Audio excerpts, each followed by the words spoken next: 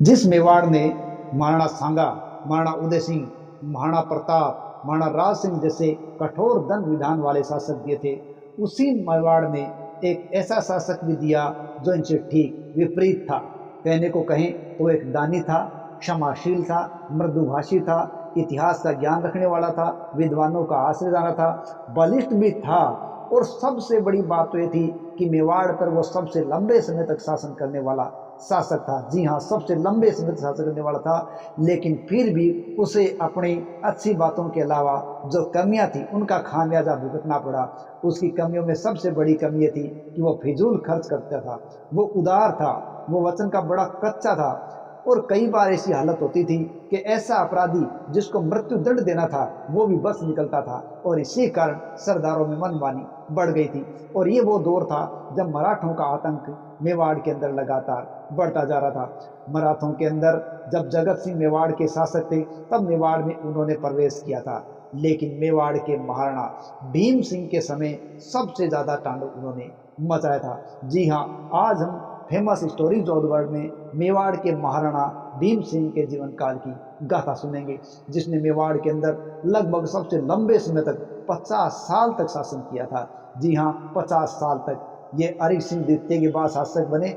ये मेवाड़ के महाराणा हरि सिंह द्वितीय के पुत्र थे। इनकी माता सरदार कंवर थी। और इनके दौर के अंदर मराठों ने मेवाड़ से अतुल धन प्राप्त किया था, बहुत से परगनों पर कब्जा भी कर लिया था, चोट वसूली भी की थी। और मराठों की लूटपाट ने मेवाड़ के हालात खराब कर दिए थे।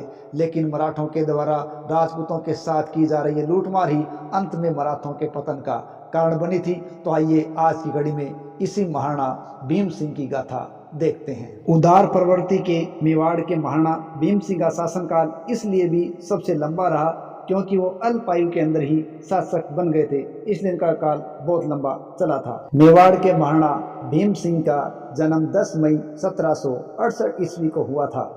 7 जनवरी 1778 को 9 वर्ष की आयु में इनका महाराणा भीम सिंह का राज्याभिषेक हुआ।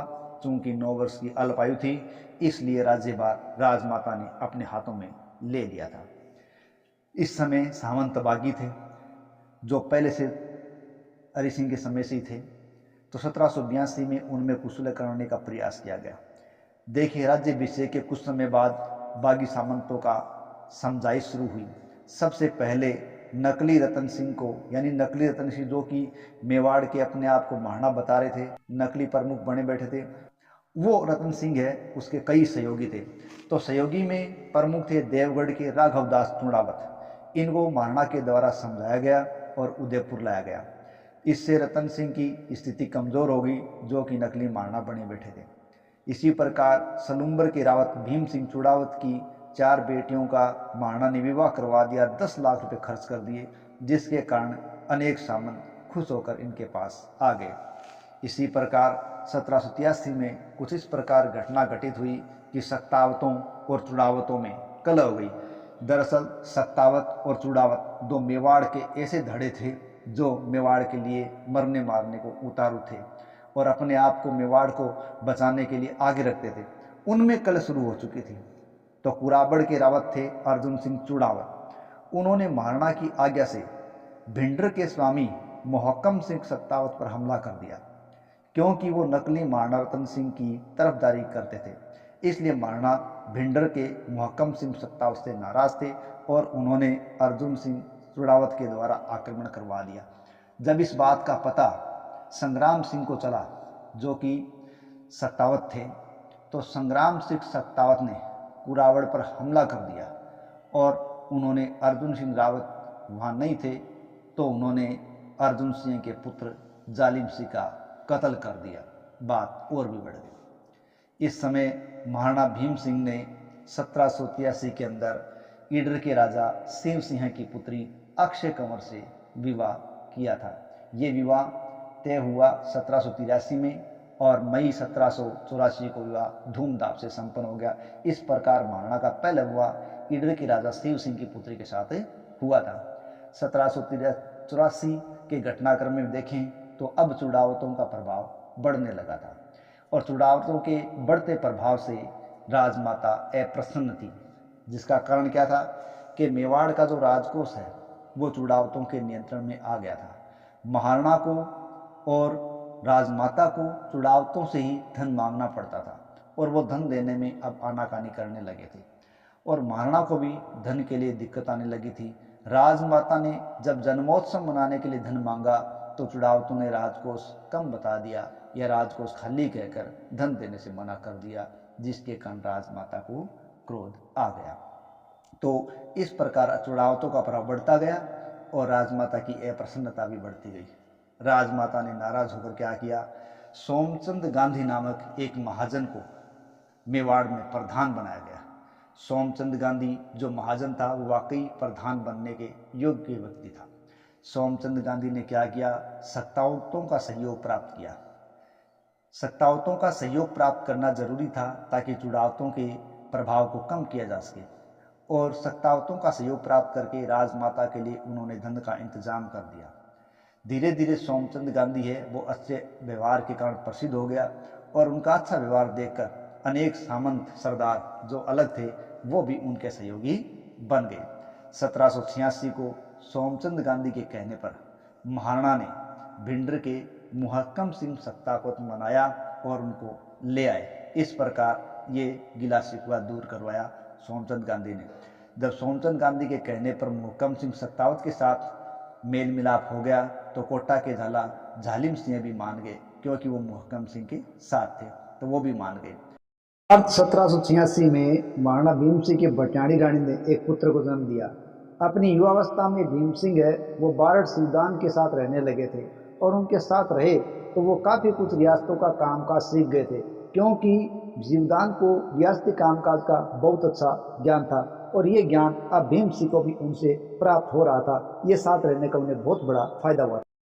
प्रधान सोमचंद ने मराठा सरदार महादजी सिंधिया अंबाजी इंदलिया को अपना मददगार बनाया गया और मुहक्कम सिंह के साथ मिलकर मराठों के कब्जे वाले क्षेत्र प्राप्त करने का प्रयास किया गया। क्योंकि देखिए मराठों के अलग अलग धड़े थे, उन्होंने अलग अलग जगह कब्जा कर रखा था। तो मराठा सरदार महादजी सिंधिया अंबाजी इंदलिया साथ मिले, मेवाड़ के साथ हो गए, मुहक्कम सिंह साथ हो गए और अन्य मराठों के कब्जे में जो क्षेत्र थे उनको प्राप्त करने का प्रयास किया। और प्रधान सोमचंद के कहने पर राजमाता ने चुड़ावतों को भी मनाया तो वो भी साथ हो गए। तब मालवा में मेवाड़ और मराठों के बीच संघर्ष चला। प्रधान सोमचंद ने मराठों को बाहर निकालने के लिए सबको साथ लाने का प्रयास किया। उन्होंने बाद में जयपुर और जोधपुर से भी बात कर ली। 1787 में लाल सोट की लड़ाई हुई, उसमें मराठे हार गए और उनका राजपुताने में प्रभाव कम हो गया और अहिल्याबाई होलकर जिन्होंने मेवाड़ से निम्बा हेड़ा का क्षेत्र प्राप्त किया था वो भी अब वापस प्राप्त कर लिया गया। इसके अलावा बेंगू, रामपुरा आदि परगने भी मेवाड़ ने वापस प्राप्त कर लिए। अब जो मेवाड़ से पराजित मराठे थे वो भागे, लेकिन वो मंदसौर में एक हुए और मंदसौर से वो मेवाड़ की तरफ वापस रवाना हुए। 26 जनवरी 1788 को चलदू गांव के पास हड़क्या खाल पर संघर्ष हुआ, जिसमें मराठे मेवाड़ की संरचना पर भारी पड़े तथा कुछ फर्गनों पर उन्होंने पुनः अधिकार कर लिया था। थोड़े समय पश्चात महाराणा जिनसे शासन नीति सीखते थे उन्हीं शिवदान बारठ को उन्होंने अपना सलाहकार बना दिया और महाराणा बहुत ज़्यादा बलशाली थे, लेकिन षड्यंत्रों का शिकार हो गए सोमचंद गांधी प्रधान और उनकी हत्या हुई।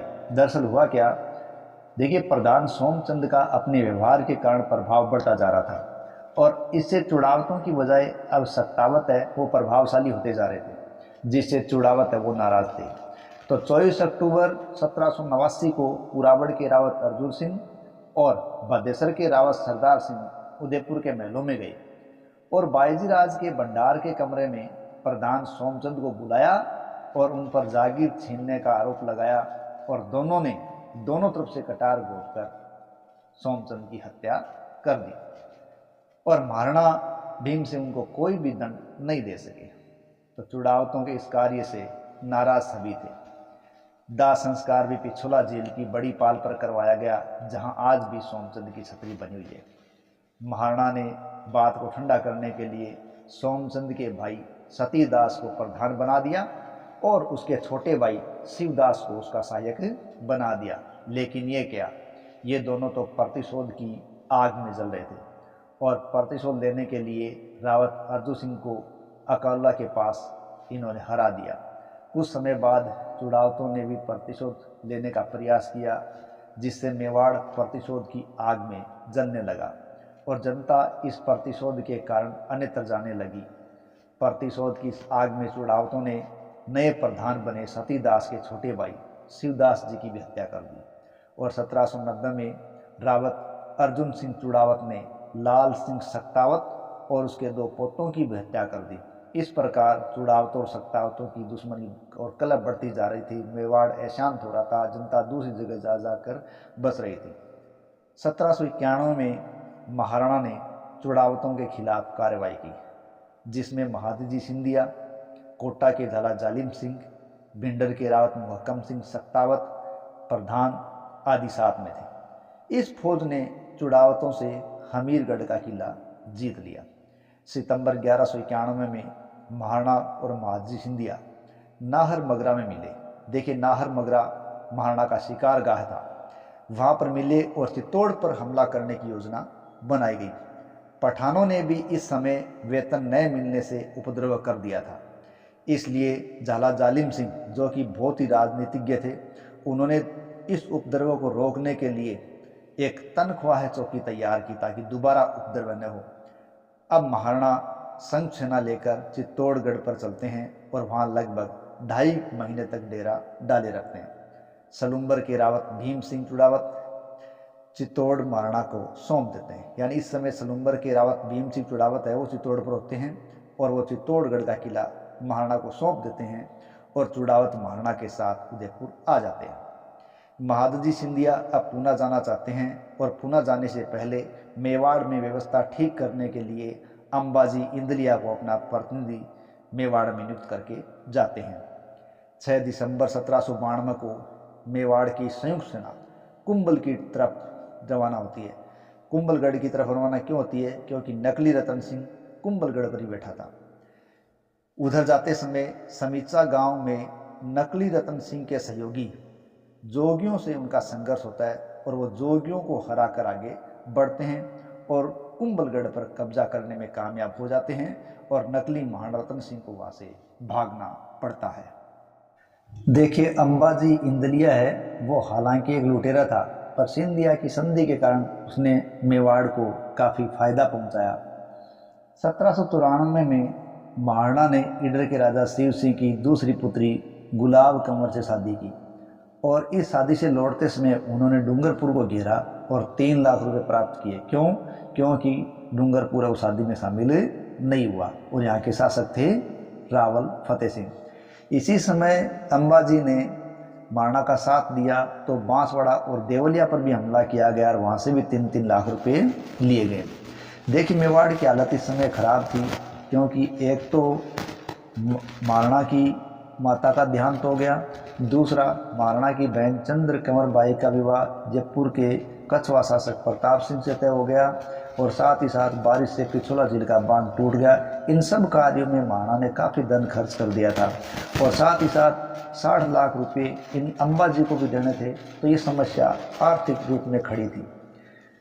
इसी समय हमीरगढ़ का युद्ध हुआ।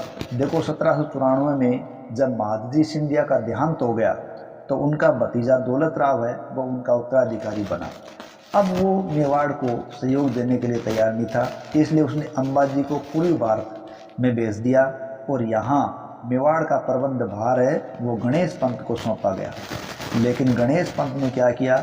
मेवाड़ पर कहर बरपाना शुरू कर दिया और लूटमार जुल्म आदि शुरू कर दिए। 1796 को गुलाब कंवर ने एक पुत्र को जन्म दिया और इसका नाम अमर सिंह रखा गया। 1796 में ही अजीत सिंह चुड़ावत और अंबाजी इंदलिया के बीच एक संधि हो गई जो 10 लाख रुपए में होगी, जिसे चुड़ावतों का प्रभाव बढ़ गया क्योंकि अब इसको अंबाजी का साथ मिल गया था। और इन्हीं दिनों में सलुम्बर के रावत भीम सिंह चुड़ावत ये महाराणा भीम सिंह के पास आए हुए थे और उन्होंने प्रधान सतीदास के कारनामों के बारे में बताया कि वो किस प्रकार चुड़ावत और सत्तावतों को लड़ा रहे हैं। इसलिए महाराणा ने प्रधान सतीदास को और सहयोगी जयचंद गांधी को कैद कर लिया। महाराणा ने अब अगरचंद को नया प्रधान बना दिया और इस बात के लिए भीम सिंह चुड़ावत को सम्मान भी मिला। मई 1798 में क्या हुआ कि महाराणा ने ईडर के राजा भवानी सिंह राठौड़ की पुत्री से विवाह किया। सलुम्बर के रावत भीम सिंह चुड़ावत ने अब अंबाजी को खदेड़ने के लिए जोधपुर से बात की, क्योंकि अब अंबाजी वो सहयोगी नहीं रहे, तो जोधपुर से बात की। तो जोधपुर ने भीम सिंह महाराणा की पुत्री कृष्णा कंवर से विवाह का प्रस्ताव रखा और ये विवाह का प्रस्ताव ही बाद में मेवाड़, आमेर और जोधपुर के बीच एक विवाद का कारण बन गया और इस विवाद को शांत करने के लिए कृष्णा कंवर को बाद में जहर देकर मारना पड़ा। ये कृष्णा कुमारी विवाद हम अगले पार्ट में जानेंगे। महादजी सिंधिया का दूसरा प्रमुख अफसर था ब्राह्मण लकवा। चुड़ावतों ने अंबाजी और लकवा दोनों को ही आपस में लड़ाने का प्रयास किया, तो लकवा ने मेवाड़ के प्रबंधक गणेश पंत को हरा दिया। लकवा की फौज मेवाड़ से मिल गई, जिन्होंने हमीरगढ़ पर हमला कर दिया जहां गणेश पंत ठहरा हुआ था। लेकिन अंबाजी ने गुलाब राव कोदब के नेतृत्व में एक सेना भेजी जिसने मेवाड़ को हरा दिया और मेवाड़ी सेना को भागकर शाहपुरा भीलवाड़ा में शरण लेनी पड़ी। लेकिन उपद्रवों से शाहपुरा में लगभग जनता बहुत कम रहती थी। 1798 में मेवाड़ी फौज ने हमीरगढ़ पर दोबारा हमला किया। गणेश पंत हमीरगढ़ छोड़कर भाग गया। इस प्रकार दौलतराव सिंधिया के अफसर आपस में ही लड़ने लगे। अंत में लकवा को मेवाड़ की सूबेदारी प्राप्त हुई थी। 1799 में मेहता अगरचंद का निधन हो गया तो महाराणा ने उनके बड़े पुत्र देवीचंद को अपना मंत्री बना लिया गया। 1800 ईस्वी में सलुम्बर के रावत भीम सिंह चुड़ावत, पुराबड़ के रावत अर्जुन सिंह चुड़ावत और विंडर के मुहक्कम सिंह सख्तावत की मृत्यु हो गई।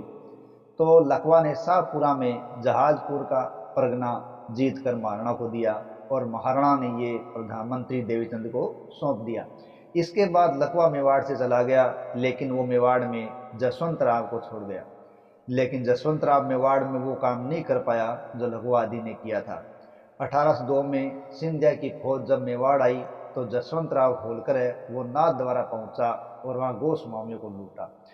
तो मेवाड़ के महाराणा ने नाथ द्वारा से पहुंची हुई गोस्वामी की, लोगों की और मूर्तियों की रक्षा की और बाद में उन्होंने गसियार में एक भव्य मंदिर बनाकर वहाँ पर मूर्तियाँ स्थापित करवाई। लेकिन 1807 में ये मूर्तियाँ पुनः नाथ द्वारा में स्थापित करवाई गई। इन सब कार्यों से जसवंत राव क्रोधित है और उन्होंने जो नाथ द्वारा है उसमें काफ़ी लूटमार की थी और मेवाड़ को उसमें 3 लाख रुपए भी देने पड़े थे।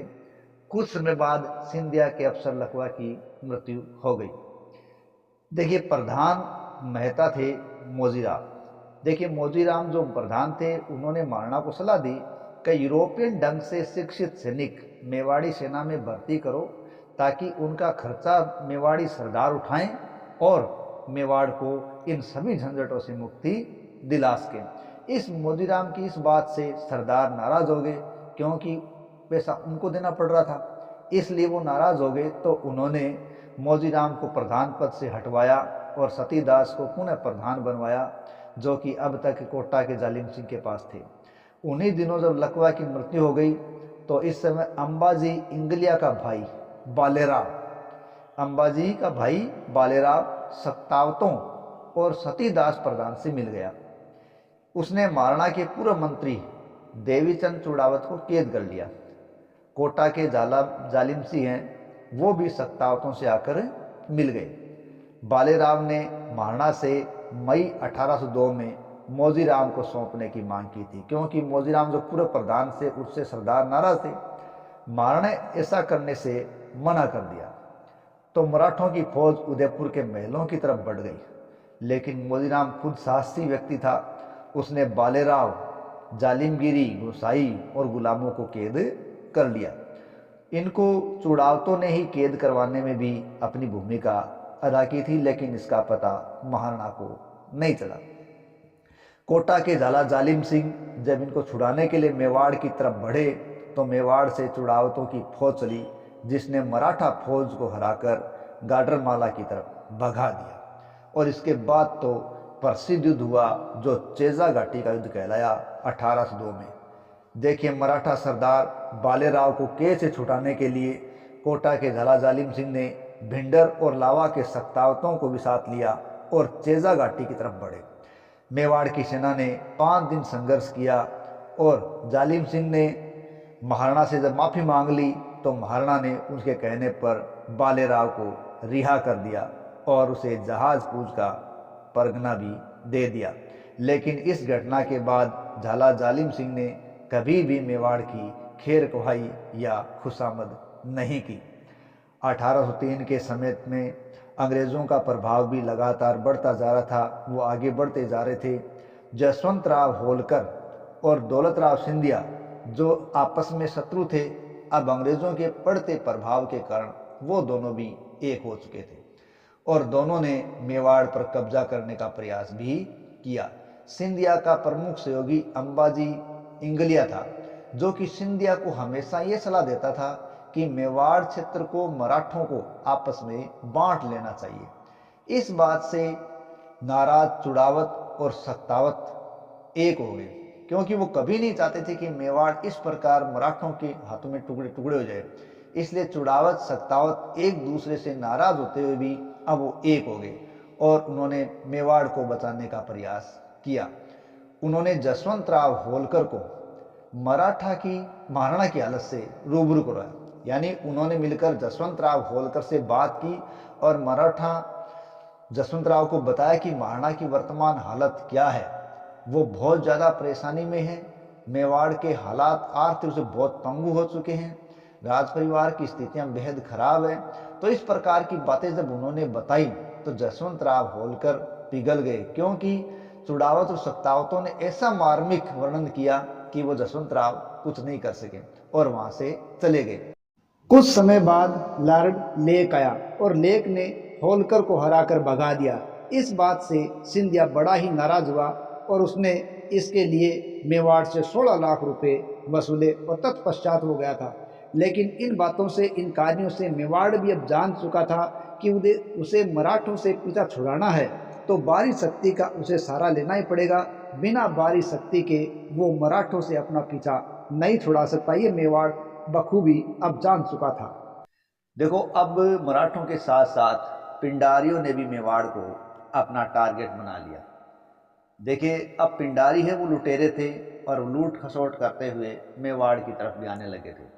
और पिंडारियों के समय ही 1807 में राजकुमारी कृष्णा कुमारी है उसका विवाद हुआ, जो कि भीम सिंह की पुत्री थी और उसको लेकर जयपुर जोधपुर में संघर्ष हुआ और अंत में विवाद को ख़त्म करने के लिए अमीर खां पिंडारी के दबाव से कृष्णा कुमारी को जहर देकर मारा गया या उसने स्वयं जहर ले लिया। इस प्रकार की विवाद की स्थिति थी जो मेवाड़ पर एक धब्बा सा था।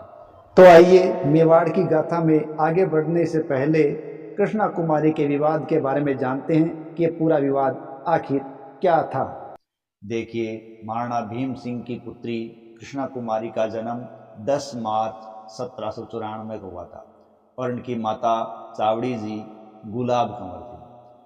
देखिए, जब मेवाड़ के महाराणा भीम सिंह की यह पुत्री लगभग 5 साल की थी, तभी 1799 में उसका रिश्ता मारवाड़ यानी जोधपुर के शासक भीम सिंह के साथ तय हो गया था। लेकिन इस रिश्ते के कुछ सालों बाद लगभग 1803 में जब मारवाड़ या जोधपुर के भीम सिंह मात्र 9 साल की उम्र के थे, तभी उनकी मृत्यु हो गई। इस प्रकार ये विवाह संपन्न नहीं हो पाया, क्योंकि विवाह से पहले ही जोधपुर के भीम सिंह की मृत्यु हो गई। इस मृत्यु के पश्चात मेवाड़ के महाराणा भीम सिंह ने अपनी पुत्री कृष्णा कुमारी का विवाह जयपुर की कछवाहा वंश के शासक जगत सिंह द्वितीय के साथ तय कर दिया। लेकिन जोधपुर मारवाड़ के उत्तराधिकारी बने मान सिंह को जयपुर में होने वाला यह रिश्ता पसंद नहीं आया और उन्होंने मेवाड़ को कहलाया कि कृष्णा कुमारी का रिश्ता मारवाड़ में हुआ था तो उसका रिश्ता अब मारवाड़ में ही होना चाहिए और हमारे राज परिवार में होना चाहिए था। लेकिन रिश्ता तो जयपुर के जगत सिंह द्वितीय से तय हो चुका था, तो मेवाड़ के महाराणा ने इस बात से इनकार कर दिया कि अब रिश्ता तय हो चुका है, अब जोधपुर जाने और जयपुर जाने। इस प्रकार जयपुर और जोधपुर दोनों के अंदर इस रिश्ते को बनाने के लिए एक प्रकार से दाव पेच या प्रतिष्ठा का प्रश्न शुरू हो गया। यानी अब किसी भी कीमत पर मारवाड़ के शासक मान सिंह ये चाहते थे कि कृष्णा कुमारी है वो मारवाड़ ही आए, यानी उसका रिश्ता मारवाड़ ही हो। इस प्रकार दोनों के बीच जब वाद विवाद बढ़ता गया, युद्ध की स्थिति आ गई। जयपुर के शासक जगत सिंह है उसका पलड़ा ज़्यादा भारी हो गया। कारण कि जयपुर के शासक जगत सिंह को कई जगह से सहायता प्राप्त हुई। बीकानेर के शासक सूरत सिंह ने जगत सिंह द्वितीय को सहायता दी। इसी प्रकार टोंक के नवाब अमीर खां पिंडारी जो पहले लुटेरे थे, उन्होंने जगत सिंह द्वितीय को सहायता दी। मराठा नेता इंदौर से यशवंतराव होलकर भी सहायता देने के लिए आ गया। ग्वालियर से दौलतराव सिंधिया भी जगत सिंह की सहायता के लिए आ गया। इस प्रकार जगत सिंह द्वितीय की अर्थात जयपुर की एक बड़ी विशाल सेना तैयार हो गई। इस बड़ी विशाल सेना ने जोधपुर के शासक मान सिंह पर हमला कर दिया। तो इस प्रकार जयपुर की संयुक्त सेना और मारवाड़ के मान सिंह की सेना के बीच 1807 में भयंकर संघर्ष हुआ और ये संघर्ष इतिहास में गिंगोली का संघर्ष कहलाया और इसी संघर्ष को पर्वतसर का संघर्ष या गिंगोली पर्वतसर का युद्ध भी कहा जाता है। इस प्रकार कृष्णा कुमारी के विवाद ने 3 रियासतों को आपस में शत्रु बना दिया और 2 रियासतों को भयंकर युद्ध के अंदर धकेल दिया और ये युद्ध बाद में इन तीनों रियासतों के लिए एक विकट ही साबित हुआ था, जो किसी भी दृष्टि से अच्छा नहीं कहा जा सकता था। इस युद्ध के अंदर जगत सिंह द्वितीय की संयुक्त सेना ने मान सिंह की सेना को हरा दिया, जिसका एक कारण ये भी हुआ कि जोधपुर के शासक मान सिंह राठौड़ की हठ धर्मिकता के कारण कई राठौड़ सरदार नाराज हो चुके थे। वो नाराज सरदार और सामंत अब जयपुर की सेना में आकर मिल चुके थे, जिसके कारण मान सिंह का पलड़ा और भी हल्का हो गया और उनको भागना पड़ा। भागकर वो जोधपुर गए, लेकिन इस संयुक्त सेना ने जोधपुर को भी घेर लिया और मान सिंह राठौड़ के अनेक क्षेत्रों पर कब्जा कर लिया। जब जयपुर की संयुक्त सेना ने जोधपुर को घेर रखा था, तभी किसी प्रकार टोंक के नवाब बने अमीर खां पिंडारी ने जोधपुर के मान सिंह से मुलाकात की।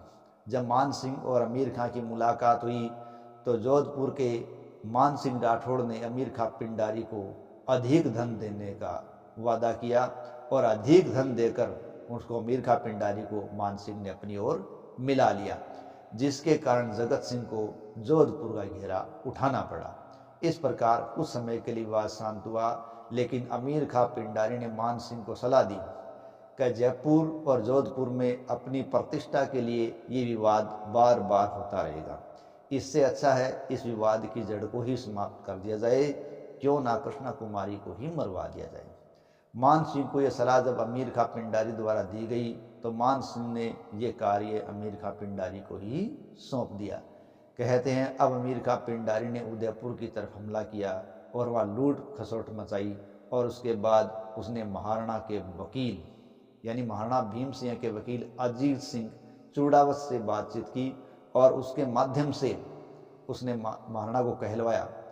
अजीत सिंह चूड़ावत ने महाराणा को बताया कि अमीर खां पिंडारी ने संदेश भेजा है कि या तो कृष्णा कुमारी का विवाह राठौड़ मान सिंह जोधपुर के साथ कर दिया जाए या फिर भविष्य में मेवाड़, मारवाड़ और जयपुर के बीच होने वाले विवाद को खत्म करने के लिए कृष्णा कुमारी को ही मरवा दिया जाए, अन्यथा अमीर खां पिंडारी है वो इस मेवाड़ को तहस नहस कर देगा और लूट से उसको बर्बाद कर देगा। ये अमीर खां पिंडारी की बात अजीत सिंह चूड़ावत वकील के द्वारा महाराणा को बढ़ा चढ़ाकर बताई गई, इसलिए महाराणा और भी ज़्यादा निर्बल हो गए। कहते हैं इस विवाद को ख़त्म करने का उनको भी यही तरीका लगा और कुछ के अनुसार महाराणा ने अपनी पुत्री कृष्णा कंवर को जहर का प्याला भिजवा दिया। कहीं कहीं आता है उसकी माता गुलाब कौर ने जहर का प्याला भिजवाया था, तो कहीं कहीं अन्य सामंत सरदार के द्वारा भी जहर का प्याला भिजवाया जाना आता है। तो कहीं कहीं ये भी आता है कृष्णा कुमारी ने अपने पिता की ये बातें सुन ली थी और अपने पिता को दुविधा से बचाने के लिए उसने स्वयं ही और जहर के द्वारा उसने अपनी लीला समाप्त कर ली। इस प्रकार मात्र 16 वर्ष की आयु में 21 जुलाई 1810 को इस कृष्णा कुमारी ने इस संसार से विदा ले ली और ये घटना मेवाड़ पर एक कलंक के रूप में स्थापित हो गई। इस घटना के बाद अमीर खां पिंडारी ने मेवाड़ पर कुछ समय बाद हमला कर दिया और महाराणा को हराकर काफी धन प्राप्त किया। इसी प्रकार दौलत राव सिंधिया ने भी बाद में मेवाड़ पर हमला किया, लेकिन उसको कोई धन नहीं मिला तो वो कुछ किसानों को पकड़कर अजमेर ले गया। इसी प्रकार कोटा के झाला जालिम सिंह ने भी मेवाड़ को परेशान रखा। 1812 में मेवाड़ में भयंकर अकाल पड़ा तो खजाना लगभग खाली हो गया और मेवाड़ के हालात ये थे कि रनिवास की महिलाओं को अपने जेवर बेचकर काम चलाना पड़ा था। इसी समय ठाकुर अजीत सिंह, रावत जवान सिंह, प्रधान सतीदास, सतीदान के भतीजे दयाचंद ये मेवाड़ के खिलाफ षड्यंत्र रचने लगे। तो महाराणा को उसका पता चला तो उन्होंने उनको कत्ल करवा दिया। 1816 में मेवाड़ी फौज ने नवाब दिलेर खां के आक्रमण को भी असफल कर दिया था। इस प्रकार मेवाड़ लगातार हमलों का सामना करता जा रहा था। इन लुटेरों पर नकेल कसने के लिए अब अंग्रेज ही सहारा बन सकते थे और इसीलिए मेवाड़ को अंग्रेजों से संधि करनी पड़ी। आपसी सरदारों की लड़ाइयाँ, पिंडारियों, मराठों की लूटमार, मेवाड़ पर होने वाले पड़ोसी आक्रमणों आदि से जो हालात खराब थे, सारी प्रजा है वो मालवा और हाड़ौती की तरफ जा चुकी थी। मेवाड़ उजड़ने लगा था, शाहपुरा की हालत बहुत ज़्यादा खराब हो चुकी थी। मेवाड़ ही नहीं, आसपास की रियासतें भी ऐसी ही हालात का सामना कर रही थी।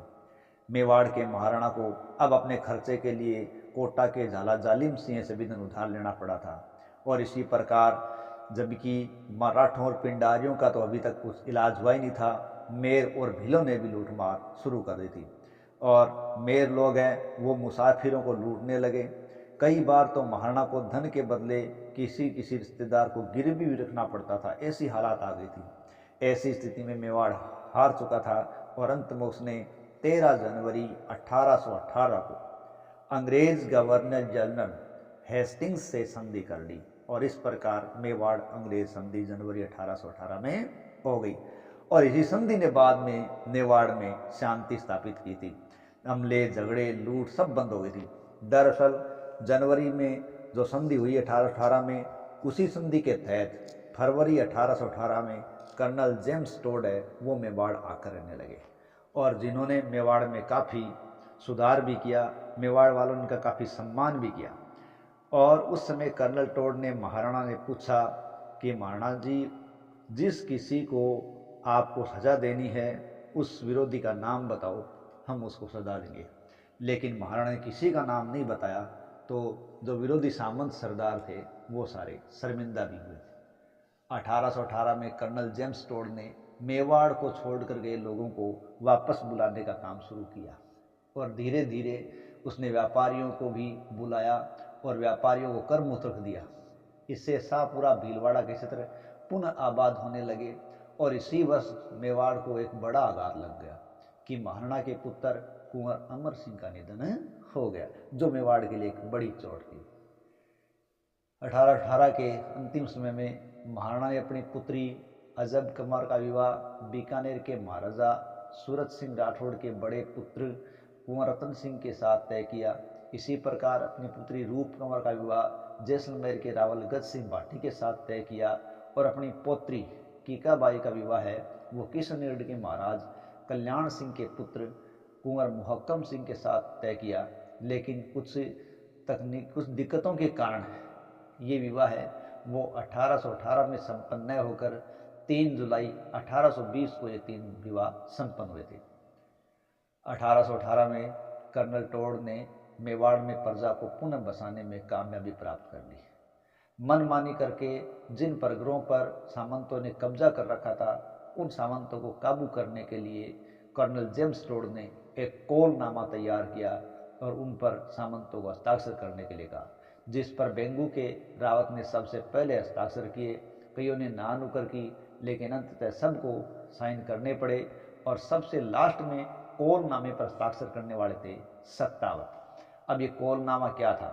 इस कौलनामे के अनुसार खालसा भूमि सभी सामंतों को छोड़नी होगी, तमाम लागत उनको छोड़नी होगी, चुंगी का हक केवल महाराणा के पास रहेगा, चोरी लुटेरों को रोकना होगा, यदि चोरी होती है तो उसके जिम्मेदार सामंत होंगे, हर्जाना भी वही भरेंगे, व्यापारियों को, बंजारों को, काफिलों को सुविधा दोगे और उनकी सुरक्षा भी करोगे। महाराणा की आज्ञा माननी पड़ेगी, प्रजा पर जुल्म नहीं किया जाएगा। जिन लोगों ने जागीर प्राप्त किए उन सरदारों को आवश्यकता पड़ने पर मेवाड़ की सेवा के लिए आना भी पड़ेगा। जो सामंत कौलनामे को नहीं मानेगा उसे दोषी माना जाएगा और उसे दंडित किया जा सकता है। तो इन सब कौलनामे की शर्तों से मेवाड़ का वास्तविक हक है वो मेवाड़ को मिलने लगा और इसका श्रेय कर्नल जेम्स टोड को ही जाता है। इंदौर के सेठ जोरावरमल को कर्नल टोड के कहने पर महाराणा ने अपने पास बुलाया और सेठ जोरावरमल को खजांची नियुक्त किया। सेठ जोरावरमल जैसलमेर के मूल निवासी थे और व्यापार में काफी प्रसिद्धि प्राप्त कर चुके थे। दरअसल जोरावरमल पटवों की हवेली बनाने वाले सेठ गुमानचंद बापना के पुत्र थे। अब जोरावरमल ने उदयपुर में नए खेड़े बसा दिए, किसानों को सहायता दी, चोरों को दंडित किया, लुटेरों को दंडित किया और राज्य में शांति और व्यवस्था स्थापित कर दी। लेकिन इन्हीं 1818 में अक्टूबर के महीने में मेर लोगों ने उत्पात कर दिया। देखिए 1818 के अक्टूबर महीने के अंदर मेर जाति के लोगों ने मेवाड़, मारवाड़ और अजमेर के कई इलाकों में उत्पात मचाना शुरू कर दिया। अजमेर का इलाका संधि के द्वारा अंग्रेजों ने दौलत राव सिंधिया से प्राप्त किया था और 1818 में इसी वर्ष अंग्रेजों ने नसीराबाद में एक छावनी भी स्थापित कर दी थी। इस प्रकार अंग्रेजों की नसीराबाद छावनी 1818 में स्थापित हुई। मेरवाड़ा को जो इलाका मेवाड़ के अंतर्गत आता था उसकी रक्षा के लिए जेम्स टोड ने फौज भेजी, जिसका नेतृत्व रूपाहेली के ठाकुर सालिम सिंह के द्वारा किया गया था। मेरों को उन्होंने दमन किया, लेकिन मेरों ने पहाड़ी इलाकों में चढ़कर नाकेबंदी कर दी, तो सालिम सिंह ने समतल जगहों पर मेरों का दमन जारी रखा, वहां पर कई थाने बिछा दिए और इस प्रकार मेरों को कंट्रोल में करने का प्रयास जारी रहा। 1819 में झाला जालिम सिंह ने जहाजपुर का फरगना महाराणा को दिलवा दिया और वहां के मीणों से हथियार भी छीन लिए और शांति स्थापित कर दी। मेरों का पहाड़ों से निकलना उसने बंद कर दिया। सालिम सिंह और नसीराबाद की फिर सम्मिलित सेना एक हुई और उन्होंने मेरों का दमन जारी रखा और रामगढ़ की लड़ाई में लगभग 200 से ज़्यादा मेर जाति के लोग मारे गए और इससे काफ़ी समय तक शांति बनी रह गई। इसी समय महाराणा भीम सिंह के नाम पर भीमगढ़ और कर्नल टोड के नाम पर टोडगढ़ दुर्ग बनवाए गए और इसके कारण मेवाड़ में शांति की स्थापना हो गई। 1820 में अंग्रेज अफसर ऑक्टरलोनी ने मेरवाड़ा के कुछ हिस्सों पर कब्जा कर लिया और वो लास्ट तक अलग ही रहे। इस प्रकार ये हिस्से ऑक्टरलोनी के कारण मेवाड़ से हमेशा के लिए अलग हो गए थे। हालांकि चार्ल्स मेट को गवर्नर ने ऑक्टरलोनी का विरोध भी किया था, लेकिन उसका कोई फायदा नहीं हुआ। 1821 में अब भील जाति के लोगों ने उत्पात मचाना शुरू कर दिया। दरअसल भील जाति के लोग हैं वो वोलाई कर और रखवाली कर लिया करते थे और ये कर भीलों को मिलता था और कर्नल टोड ने मेवाड़ से ये कर समाप्त कर दिए थे। इसलिए इस प्रकार के कर भीलों को नहीं मिलने लगे तो उनके पास आय का जरिया खत्म होने लगा। इसलिए उन्होंने दंगे उत्पात शुरू कर दिए और जो राजा से नाराज ठाकुर थे उन ठाकुरों ने भीलों को शरण देना शुरू कर दिया। जेम्स टोड ने अप्रैल 1821 में शाह शिवलाल गंडुलिया को मेवाड़ का नया प्रधान बना दिया गया। 1821 में एक नई घटना भी घटी। रतलाम के कुंवर बलवंत सिंह है वो मेवाड़ आए हुए थे। दरअसल बात की थी क्या थी कि 1821 में सेंट्रल इंडिया के agent governor general sir John Malcolm Udaipur आए और उस समय ही रतलाम के राजा पर्वत सिंह राठौड़ के पुत्र बलवंत सिंह उदयपुर आए हुए थे और कुंवर बलवंत सिंह वो अल्पायु थे और सलूम्बर मेवाड़ में उनका ननिहाल था। लेकिन रतलाम के कुछ मतलबी सरदारों ने उनका महाराज बनने का हक खारिज करवा दिया तो उनको ननिहाल आना पड़ा और वहां से वो मेवाड़ आए हुए थे। महाराणा बलवंत सिंह को उनका हक दिलाना चाहते थे और जब जॉन मॉलकम आए तो उन्होंने उस अल्पायु के बालक को जॉन मॉलकम की गोद में बिठा दिया और अप्रैल 1821 में बलवंत सिंह कुंवर का विवाह उन्होंने बागौर के महाराज शिवदान सिंह की पुत्र से करवा दिया और 1825 में अंग्रेजों के हस्तक्षेप से रतलाम की गद्दी पर बलवंत सिंह को पुनः बिठाया गया। इस प्रकार कुंवर बलवंत सिंह को उनका हक दिलवाने में महाराणा ने प्रयास किया, मदद की। कर्नल टोड के प्रयासों से मेवाड़ जो अब 1818 में 1,20,000 की आय प्रतिवर्ष करता था, वो अब आय 12 लाख रुपए वार्षिक हो चुकी थी। इस प्रकार मेवाड़ के हालात सुधरने लगे थे। फरवरी 1823 में कर्नल टोड बीमार होकर चला गया। कर्नल टोड के मेवाड़ से जाने के बाद कुछ समय बाद कप्तान कोब पॉलिटिकल एजेंट बनकर मेवाड़ आया। उसे पता चला कि 83 गांव महाराणा ने लोगों को दे रखे हैं, जिसके कारण महाजन का कर्ज 2 लाख और अंग्रेजी सरकार का खिराज 8 लाख रुपए तक पहुंच गया है। अतः उसने राज्य का प्रबंध एजेंटों की निगरानी में रख दिया और इसी 83 गांवों की अनुचित प्रबंध के कारण प्रजा बहुत परेशान थी। कोब ने इसका कारण प्रधान शाह शिवलाल गंडुलिया को ठहराया और उसको हटाकर राम सिंह मेहता को नया प्रधान बनाया गया। दिसंबर 1824 में महाराणा की बहन चंद्र कंवर बाई और जनवरी 1825 में दूसरी बहन अनोप कंवर बाई का देहांत हो गया। इससे मेवाड़ में शोक व्याप्त हो गया।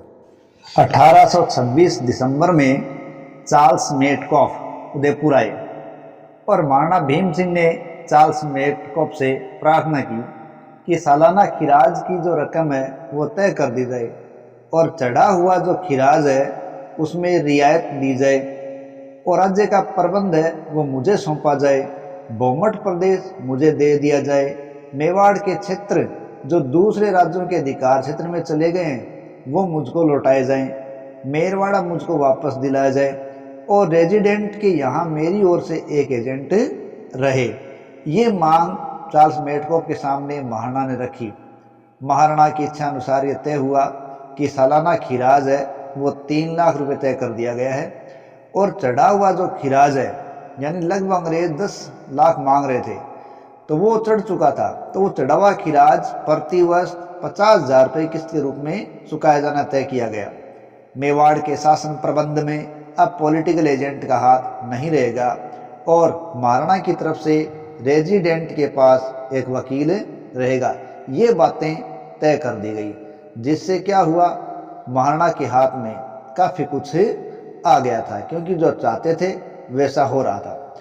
अब देखिए महाराणा के जो पुत्र था जवान सिंह, तो महाराणा के पुत्र कुंवर जवान सिंह है उसका विवाह रीवा के विश्वनाथ सिंह की पुत्री सुभद्रा कुमारी से हुआ था और ये विवाह जुलाई 1822 को हुआ था।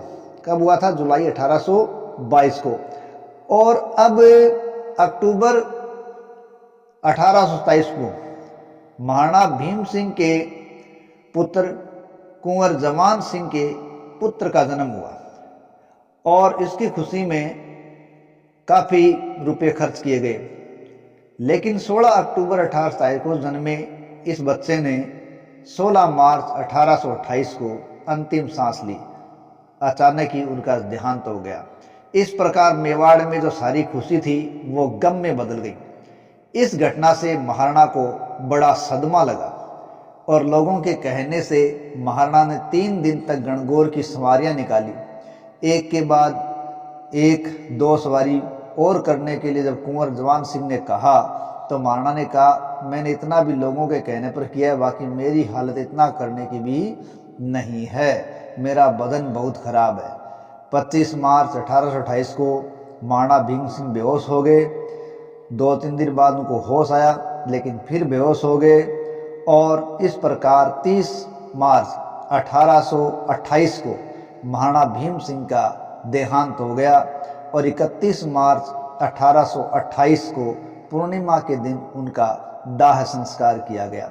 आइए अब जानते हैं मेवाड़ पर सर्वाधिक लंबे समय तक शासन करने वाले मेवाड़ के दानशील और उदार प्रवृत्ति के इस शासक की उदारता के कुछ किस्से जो इतिहास में प्रसिद्ध हैं। देखिए, एक बार की बात है, एक सेवक महाराणा भीम सिंह के पैर दबा रहा था।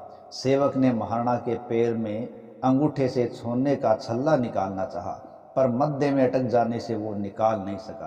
तो उसने थूक लगाकर उसे निकालने की कोशिश की, जिससे महाराणा जाग गए और महाराणा को पता चल गया। तो महाराणा भीम सिंह ने कहा, तुझे छल्ला निकालना ही था तो वैसे ही निकाल लेता, थूक लगाकर मेरा पैर क्यों खराब किया। फिर महाराणा उठे, उठकर उन्होंने स्नान किया, लेकिन सेवक को उन्होंने कुछ भी नहीं किया, उसे कोई दंड नहीं दिया। ये थे उदार महाराणा भीम सिंह।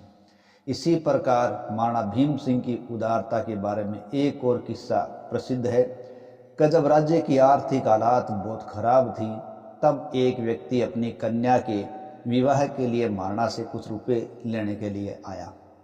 महाराणा ने उसको रुपया दे दिया, लेकिन वो व्यक्ति 2 दिन बाद फिर आया और महाराणा से रुपये मांगकर ले गया।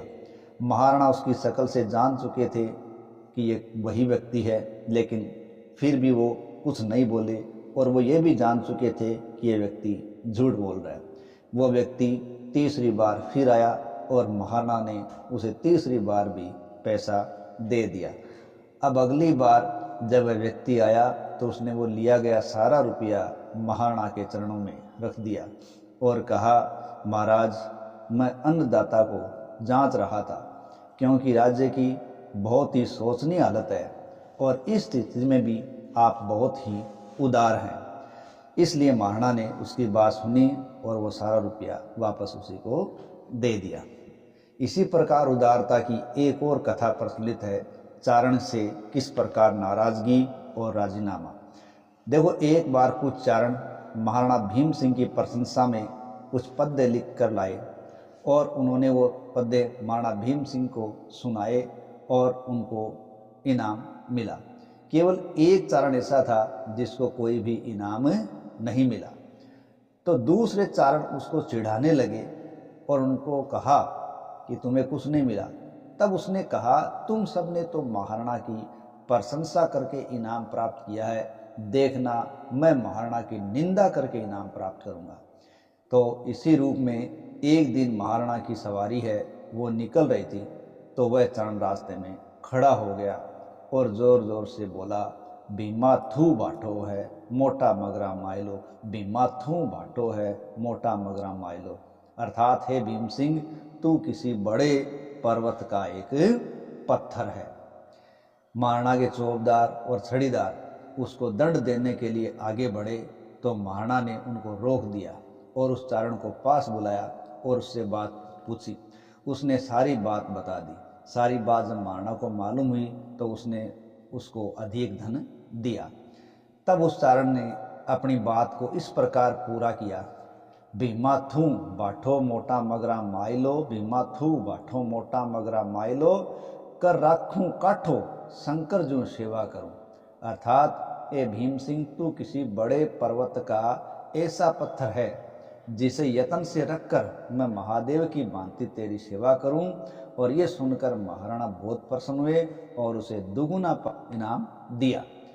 तो इस महाराणा के बारे में कविराज श्यामल दास ने भी खूब लिखा है कि वैसे तो महाराणा भीम सिंह का देहांत 60 साल की उम्र में हुआ, लेकिन 20 वर्ष के जवान माली का देहांत होने पर जैसा दुख लोगों को होता है, उससे भी बड़ा सदमा मेवाड़ के लोगों को लगा। उनकी नौकरी करने वाले लोगों में से जो अब भी जिंदा है, वे महाराणा भीम सिंह का नाम आते ही ठंडी सांस भरकर याद करते हैं। महाराणा की उदारता यहाँ तक थी कि इस रियासत के लोग ईश्वर का नाम लेने के बाद महाराणा भीम सिंह का नाम लेकर यह ख्याल करते थे कि अब उनका दिन चैन से गुजरेगा। तो ये थे मेवाड़ के महाराणा भीम सिंह, जो अपनी उदारता के लिए इतिहास प्रसिद्ध रहे हैं। मेवाड़ के सर्वाधिक लंबे समय तक राज करने वाले इस उदार प्रवृत्ति के शासक की जब मृत्यु हुई तो मारवाड़ के शासक मान सिंह के द्वारा एक पद्य की रचना की गई थी, जो भी इतिहास प्रसिद्ध है। उनके अनुसार महाराणा के देवान पर उन्होंने लिखा था, राणे भीम न रखियो दत्त बिन दिहाड़ो है, भय गयंद देतो हता मुँह न मेवाड़ो है। अर्थात मेवाड़ के महाराणा भीम सिंह जो दान दिए बिना एक भी दिन खाली नहीं जाने देते थे, वे दान के यश रूपी शरीर से आज भी जीवित हैं। इस प्रकार वो भी उस दानवीर को आज भी जीवित मानने के लिए तैयार हैं, अर्थात उन्होंने अपने आप को आज तक गाथाओं में अमर बना रखा है। तो ये थे मेवाड़ के महाराणा भीम सिंह, जिन्होंने सर्वाधिक लंबे समय तक मेवाड़ को शासन दिया और 50 साल का शासन दिया था। जय हिंद, जय भारत।